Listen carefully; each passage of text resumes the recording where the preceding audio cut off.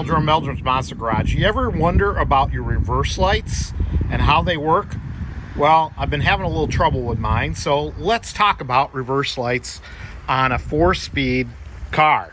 So as you can see, got the 4-speed in here. Let me back up a little bit.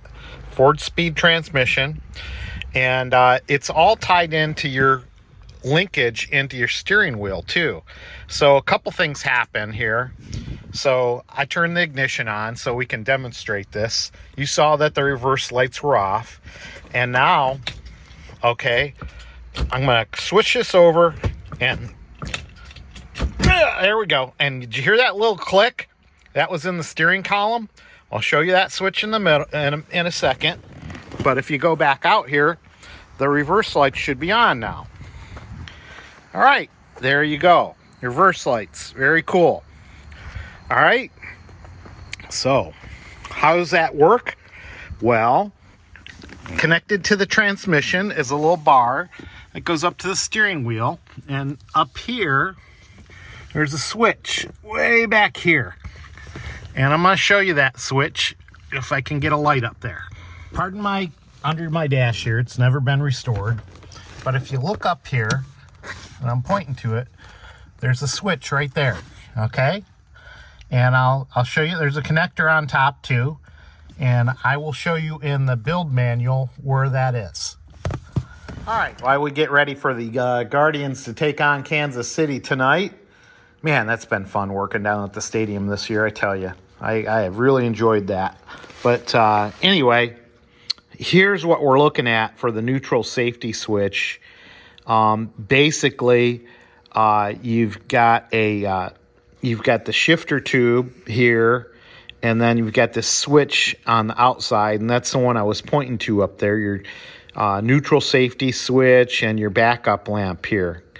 So as you shift your shifter over, it pushes the rod on the steering column to make that switch go back and forth and make the different contacts up there. So if you go to the assembly manual on page 320, I mean, you'll see all the instructions on how to go ahead and put that together. And I think there's some other spots in the assembly manual to look at too. The other thing I'll show you is way down there. Hopefully you can see it coming off of the steering wheel. Linkage is a little linkage there that goes down to the transmission. So I'll show you that. And we got a couple more pages, 344 and 345.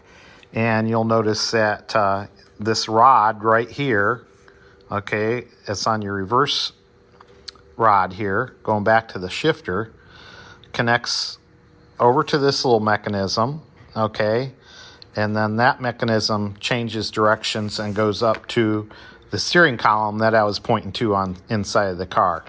So when you push that shifter over and push it up, and it's going to change this rod length and get it in the right position. Now, you do have a little bit of an adjustment here when you stick this rod in, so you know, it may take a little futzing around to get that rod the right length in there. But so you've got some adjustment here, and then on the electrical switch I was showing you, you also have some adjustment on that. So a little bit of wiggle room if you don't get it installed just exactly right.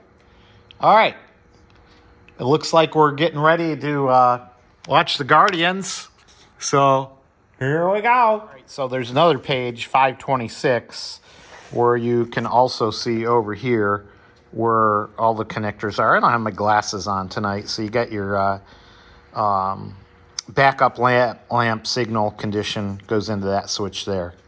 So that's another spot, and you can kind of see the steering column there in the back of the instrument panel.